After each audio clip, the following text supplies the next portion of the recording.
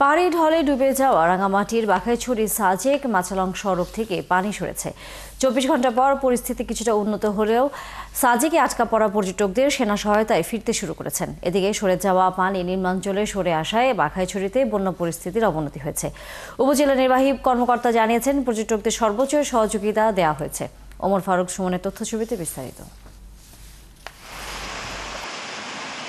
সাজেক মাচালং সড়ক 5 থেকে 6 ফুট পানির নিচে ছিল। টানা বৃষ্টি আর পাহাড়ি ঢলে এই অবস্থা দাঁড়ায়। এতে সাজেকে বেড়াতে এসে আটকে পড়েন পর্যটকেরা। 24 ঘন্টা পর সড়ক থেকে পানি নেমে যাওয়ায় ফিরতে শুরু করেছেন তারা।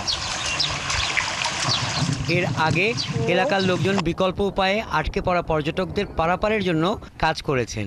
খানিকটা ঝুঁকি নিয়ে বাঁশের ভেলা ও ছোট নৌকায় পর্যটকদের পারাপার করেছেন। খুব বন্যা দুর্গত অবহেলিত এলাকা। আমাদের বিশেষ করে একটা আশ্রয়কেন্দ্র খুব প্রয়োজন। আমাদের এখানে কোনো আশ্রয়কেন্দ্র বলতে নাই। এখানে পাশে একটা সিঙ্কিনালা মাদ্রাসা আছে। যদি ভবিষ্যতে এই মাদ্রাসা ভবনটা করে দেওয়া হয় তাহলে এখানে আশ্রয়কেন্দ্র হিসেবে ব্যবহার করা যাবে। সাইক্লোন সেন্টার এবং আশ্রয়কেন্দ্র আমাদেরকে এইসব অঞ্চলে চিহ্নিত স্কুল এবং মাদ্রাসাতে দিলে আমাদের এই অঞ্চলের লোকজনগুলো একটু বর্ষার সময় স্বস্তিতে থাকতে পারবে। সাজেক ইউনিয়ন পরিষদের চেয়ারম্যান জানান, পরিস্থিতির উন্নতি হয়েছে। সেনাবাহিনী ও স্থানীয়দের সহায়তায় পর্যটকেরা পূর্ণোদ্যমে ফিরতে শুরু করেছেন। যারা আটকা পড়ছে তারা কি চলে আসতেছে? চলে আসতেছে। শুধু বাগেরহাট, এই যে বাগেরহাটের সামনে কমে যাচ্ছে, গাড়িগুলো তো যাচ্ছে। যেগুলো মাইক্রো 2-1টা আছে ওগুলি আপাতত অপেক্ষা করতেছে।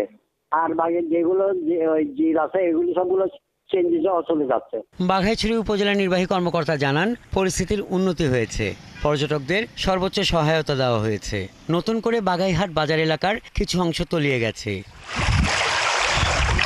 ভারী বৃষ্টি ও উজান থেকে নেমে আসা পাহাড়ি ঢলে মঙ্গলবার রাঙামাটির বাঘাইছড়িতে বাঘাইহাট সাজেক সড়কের মাচালং বাজার সড়ক পানিতে তলিয়ে যায়।